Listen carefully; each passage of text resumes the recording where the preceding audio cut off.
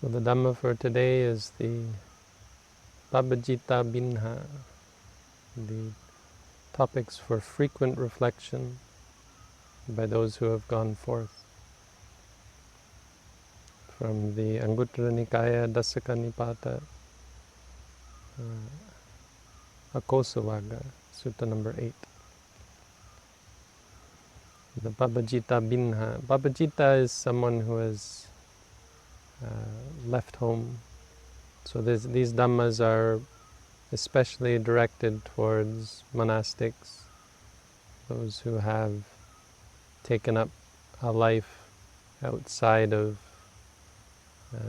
worldly society.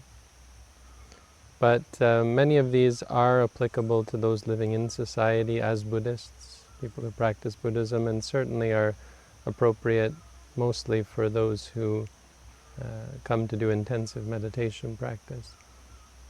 Also of interest particularly to those who are interested in taking up monastic life, dedicating themselves wholeheartedly to the Buddha's teaching. This gives some insight into the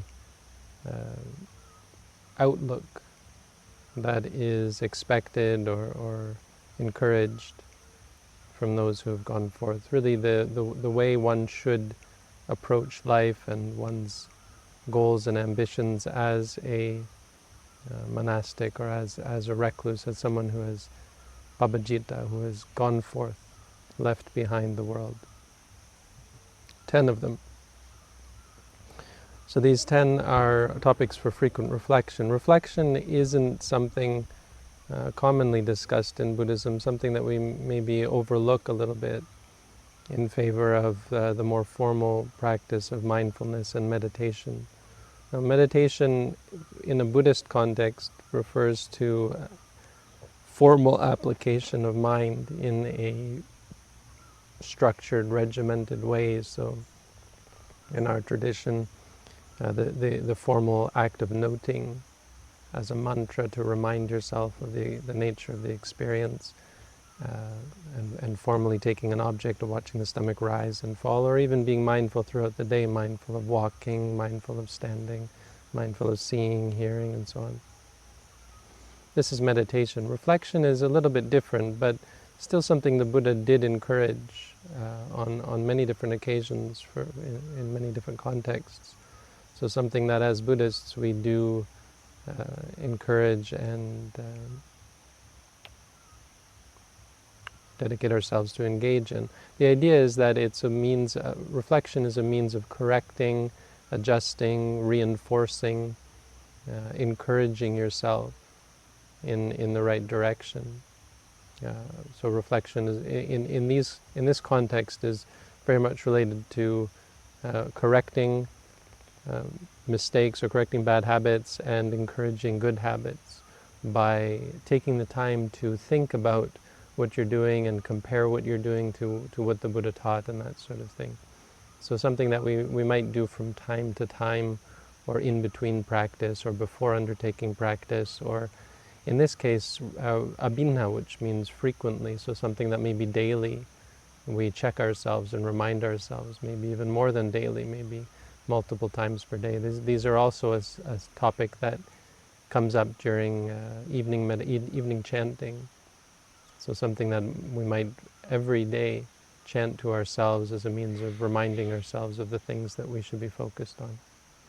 So these 10 are, first of all, we should reflect that as one who has gone forth, I am without station in society. That I am vivanna. Vivanna literally means without color or class. So in ordinary society, in India, there was this idea of vanna, which relates to the color of one's skin, sort of abstractly, but came to mean one's class in society, one's social status. So this means that we have a stake in society. The point here relates to our involvement and our engagement with worldly affairs. Obviously for monks this is not something that's appropriate, something that we should be focused on. It's a reminder that the world is not our concern. And as Buddhists in general shouldn't be our major concern. The world, the ways of the world, the good and the bad, the improvement of society or the devolution of society, wars and conflicts and political strife, these things are temporary. These things are not of ultimate concern and shouldn't be of ultimate concern to anyone. They are things that are of immediate concern, and those living in society have to take part and have to engage in. But any Buddhist should set their heart on more important affairs like birth and death and suffering and defilement, the quality of our minds. So our life as monks or our life as meditation practitioners in the Buddha's teaching should be focused on that which is really important, and we should be reminding ourselves that we are no longer a part of or we're no longer focused on the ways of the world. This also means that we have no station, that no matter whether we were rich or poor before, now we are nobody. Nobody not in the sense of low class, but also not in the sense of high class. We don't have a rank, we don't have a station. We're outside of society. We shouldn't get involved, and we shouldn't hold ourselves up as better or worse than anyone because of our past, because of our background. So we come here with a clean slate, and we remind ourselves frequently that we are nothing in society, that our lives are dedicated to spiritual affairs and the Buddha's teaching. Number 2, my life, my livelihood is dependent on other people. This is something for frequent reflection, obviously specifically for those who have undertaken the life of a Buddhist monastic, but also can be applied to those undertaking intensive meditation practice. That we are here out of the grace and the generosity and the kindness of others. This allows us to continue. We don't charge for these courses. No one comes here paying for these courses. We are here through the generosity, and we're able to live and continue to do what we do through the generosity of others. So this is a good reminder for us to be honest and to be sincere and to have a integrity to our life, reminding us to live up to the expectations and the hopes and the wishes of those who have wished us to be able to have this opportunity. It also means to be content, that as monastics or meditators, whatever we get, we should be content with, because not only is this a good Buddhist practice, but it's also a sign of appreciation and a means of being what the Buddha called subhara, easy to accommodate, easy to support. As Buddhist practitioners, as Buddhist monastics and meditation practitioners, we, in order to maintain this sort of life where we are free from the obligations of society, we need a high level of integrity to be able to be worthy of being supported in this way, that we can't be greedy or begging or picky. We can't be picky with what we use to sustain our lives. So the Buddha was very often reminding and encouraging us to be content with whatever requisites, whatever we might come our way, whether we get food or don't get food, whether we get good food or bad food, and clothes and dwelling, whatever we get, to be content with it is really the only way to justify this sort of activity. That end, it gives great confidence and happiness to those who have supported us when they hear that we are doing good, and when they have confidence in us and appreciation for the work that we do as monastics and meditators. The third reflection is there are other behaviors or ways of comporting myself that I should undertake. Meaning there's more to be done. The way it's written is sort of like, as a Buddhist monastic or meditator, I should deport myself differently from others. Anyo me akapo karaniyo. I should deport myself differently. So on the surface it could be seen to just mean, well, as a monk we deport ourselves differently. We have to be composed, we have to be not fidgeting with our bodies, not fidgeting with our hands and our feet, not dancing or singing or running or engaging in activity that is unbecoming of a monastic. But on a deeper level, this really means there is more for us to be done. The commentary explains it as having a deeper meaning, that we should always be thinking there is more that I need to do. Anyo me akapo karanyo. What I am doing now isn't enough. There is more that I should be doing. And this idea is this Buddha's teaching of discontent. That I just finished saying that we should be very content with what we get, but at the same time we should be never content with what we do, with what we've done. We should never be content with our attainments, content with our level of practice, and we should always remind ourselves there is still more to be done. We should frequently reflect on the fact that there is still more refinement that can be undertaken. My practice is not perfect, my mindfulness is not complete, my wisdom is not mature, and there is more that I can do to attain higher and higher attainments. Ultimately, it means that we should deport ourselves as an arahant, and we should be thinking that until we've reached that state, there is still more to be done. Once we reach the state of being an arahant, meaning we have purified our minds, we have come to free ourselves from delusion and ignorance, seen the Four Noble Truths in perfect clarity, and become free from craving and clinging and suffering. Until we reach that state, there is still more to be done. This is someone who deports themselves well. And I, who have not attained that, still have more to be done. This should be frequently reflected upon by those who have who've undertaken the Buddha's teaching in earnest. The next, number 4, is we should ask ourselves, is there not anything that I could criticize myself about in regards to morality? So in regards to my ethics, my behavior, in regards to who I am, is there not something I can see for myself that I am doing wrong that I could change, that I could fix? So it just means we should take time to remind ourselves and to check ourselves. Is there something that maybe I'm being lazy about or sloppy about or cultivating a bad habit that I could fix, that I could change? Constantly remind ourselves, look, I know this is wrong and I know I could fix it, and to remind ourselves to make effort to change the things that we can see about ourselves that need to be changed.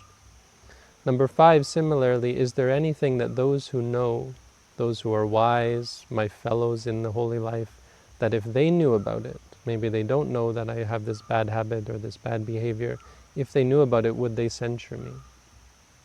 We should ask ourselves, is there nothing, is there no small thing that I am doing, small or large, that I am doing, that if others knew about it, they would censure me? So reflecting in this way helps to give us a sense of shame and guilt and a feeling of urgency. When we become complacent, thinking that no one knows or no one knows about my bad habits or my bad qualities, that there is no danger because no one knows about it. But when we think like this, we remind ourselves that if these people knew, I would be very embarrassed and ashamed. And it's a way of encouraging ourselves and giving us a sense of urgency to change. When we think about, if only other people knew, they would not approve of this. It would be good if I were to change this about myself. Number 6, we should often reflect that everything that we hold dear, everything that we love, will eventually be separated from us. If not in this life, then when we die, everything will disappear. Now this is, of course, a staple of the Buddha's teaching, a big reason for anyone to undertake spiritual practice, to try and find higher meaning. When they appreciate that the things that they find meaning in a worldly sphere, find meaning in a worldly sphere, are not able to bring them peace or happiness because they will eventually disappear, because they are impermanent. As the Buddha's teaching on impermanence. But for monastics and Buddhist meditators, obviously we have the capacity or the opportunity to reflect on this and to face this and confront this on a more deeper level. During our practice of mindfulness, we're able to see that everything, good or bad, is changing, is unpredictable. And so we're able to really take this teaching to heart. But this is really the essence of the reason why a big reason why we come to practice the Buddha's teaching, that nothing is permanent, nothing lasts. This is a great way for us to change our attitude. It can also be valuable for those who are considering disrobing. So this is a teaching for monks, and sometimes a monk might think of all the pleasure that they found in life and be deluded into thinking that somehow that would make them happy if they were to disrobe and to go and find sensual pleasure in a worldly sphere.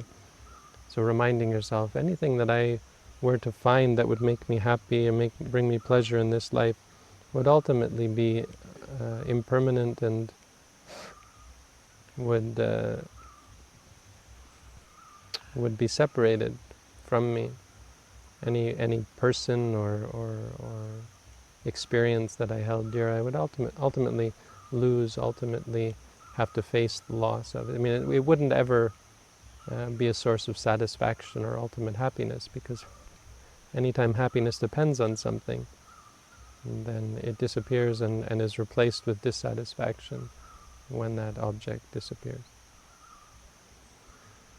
Number 7, I am the owner of my kamma, my deeds, my actions. I am heir to my kamma, to my deeds, to my actions. I am born of my actions. I am bound to my actions. I have my actions as my final resort. Meaning, ultimately, it is our deeds, good and bad deeds, that make up a dwelling for us to live in. They become us. Who we are is very much a product of what we have done. And what we do now will ultimately give us a bed to lie in, will give us a house to dwell in, a dwelling. Our karma is very much a part of who we are. This is, of course, another core teaching of the Buddha, something that everyone knows about Buddhism as teaching, that it teaches the importance and the power of good deeds and bad deeds, and the power that they have over our lives and over our happiness. That our happiness and our suffering aren't just random, unrelated events that occur at whim. They're very much related to how we approach life. So this sort of reminder is valuable for all Buddhists, to think about our deeds, think about the things that we do physically, think about our speech, that the things we say, and to think about our state of mind, what we fill our minds with. Do we fill our minds with kind thoughts, friendly thoughts, mindful, wise, clear thoughts? Or do we spend time polluting our minds, filling our minds with greed, with anger, with delusion? That these things will shape who we are, they will shape our future, that we will become them. We will become the product of our good and bad deeds. This reminder is, of course, valuable for any Buddhist. For those, again, who are undertaking intensive practice or living as Buddhist monastics, we have the privilege and the opportunity to really take this to heart, and with every little action we perform throughout the day, because we're not bound to worldly affairs, we can approach every little activity, from walking to standing to eating to cleaning to bathing to sleeping. Everything we do during the day can be approached as an opportunity to cultivate wholesome and clear states of mind that are then productive of happiness and peace and clarity and wisdom. Kamma, reminding ourselves of the importance of good kamma, doing good deeds, the good deeds of meditation, the good deeds of kindness, and so on. Number 8, that we should often reflect that the days and nights go by. How am I living? How am I comporting myself? How are they going by in my life? Life goes by very quickly. It can seem like we have forever, like life is very stable. We don't see ourselves aging moment after moment, and yet it's happening moment after moment. And suddenly you wake up and realize that days, weeks, months, years, decades, your whole life goes by quite quickly, in fact.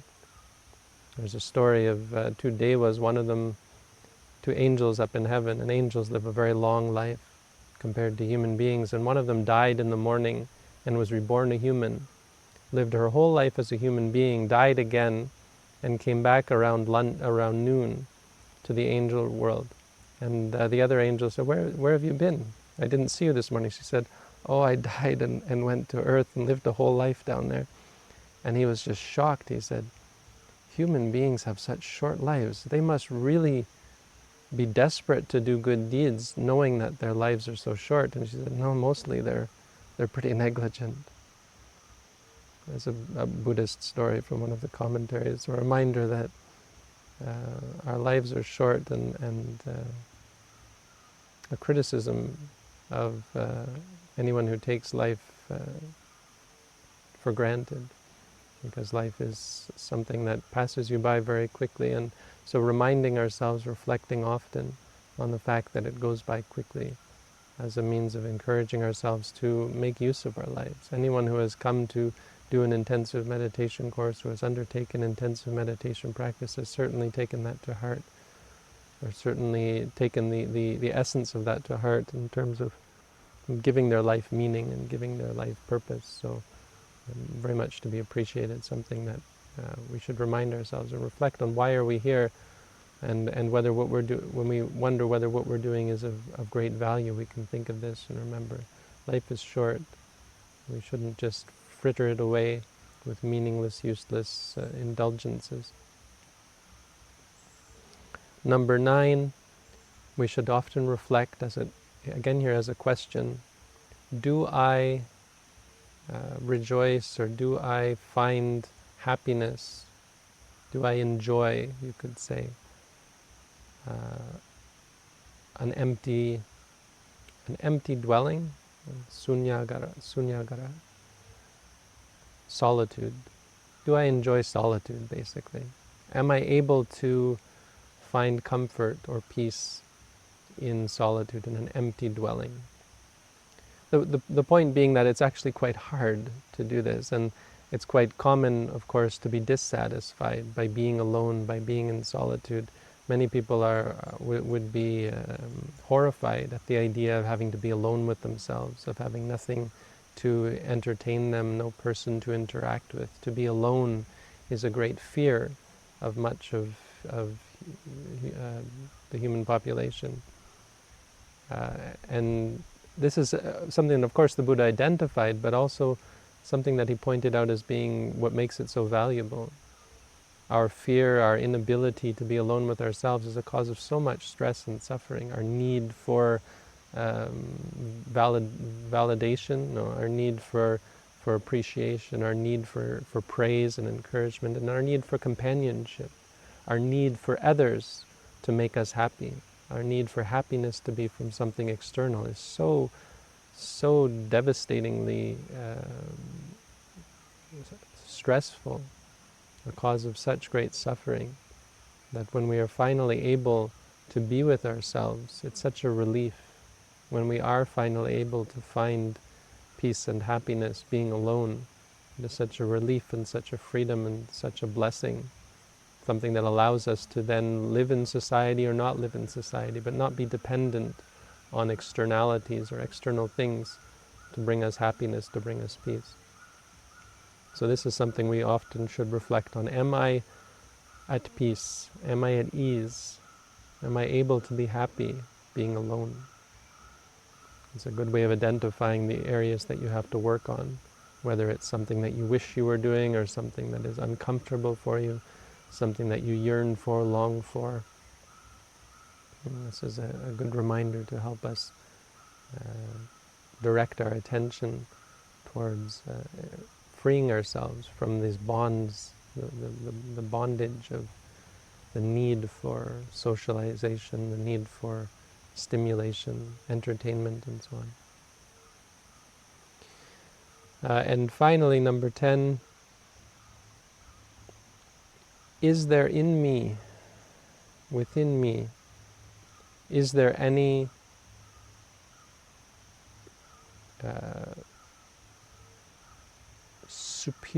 supermundane state, supermundane attainment that I can claim for myself, such that when I die, I will be able to, in my last breath, in my last moment, if anyone were to ask me, what was your life worth? What good was your life? I would not be ashamed, I would not be afraid to answer them. That I would be able to say, I have done something, I have accomplished something of true and ultimate benefit to myself and to the world. So in Buddhism, the goal is not just to become a better person gradually, step by step, to purify our minds and to have clear states of mind, but ultimately to use those to attain what is considered a higher, supermundane realization. I mean, it's a fancy word that just means a realization that frees us from attachment to the world. That our ordinary introspection and investigation of how the mind works helps us to see more clearly why we suffer and how to change and how to better relate to the world around us. But ultimately, that's not enough to free us completely from attachment to the world. That ultimately, it's possible once we leave and go back to our lives, or over time, it's possible for us to revert and to increase and feed the defilements and regain all the delusion and greed and anger that we have left behind. But through the gradual purification that we practice, eventually we come to the point where we're able to see so clearly that the mind actually lets go and enters into or experiences a state that we call nibbana, which the unbinding, meaning the mind no longer clings, no longer seeks out.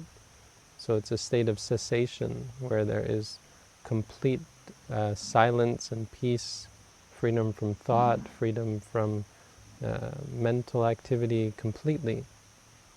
An experience that leaves someone changed on a fundamental level, seeing the world in a new way and realizing that any kind of happiness or satisfaction that we might find in the world is ultimately meaningless, pointless, unsatisfying, not a source of true happiness when compared to this supermundane state of nibbana, of freedom from suffering, that is true peace, that leaves one with such resounding, profound peace and satisfaction that one never has to go looking for sensual pleasure in the world again. So this is the kind of thing, this is the thing that one could then say one has truly gained as a true benefit through the practice of the Buddha's teaching.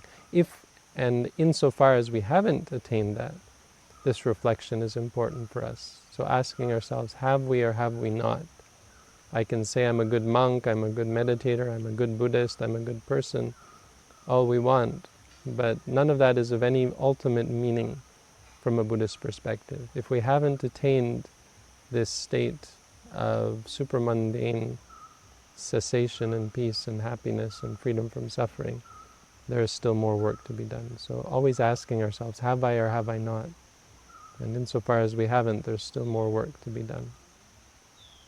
So these are the 10 objects of reflection, things that Buddhist monks should, as the Buddha said, frequently reflect upon. and certainly applicable for the most part to all Buddhists, and especially those who have undertaken Buddhist meditation. It's good for us to reflect on why we're here and what we're doing and what are the benefits of what we're doing and the value of our undertaking as Buddhists. So something to appreciate about ourselves and to appreciate about everyone who comes to undertake the practice of the Buddhist teaching, that they have certainly some or all of these taken to heart and appreciated the value of the Buddhist teaching in terms of satisfying the concerns related in these 10 reflections. So a Dhamma that is very well known in Buddhist circles and something that is circulated in monastic communities quite commonly. So something that is of value for all of us, something that we should always keep in mind. The sorts of things that we should, for the most part, all reflect upon. You know. So that's the Dhamma for today.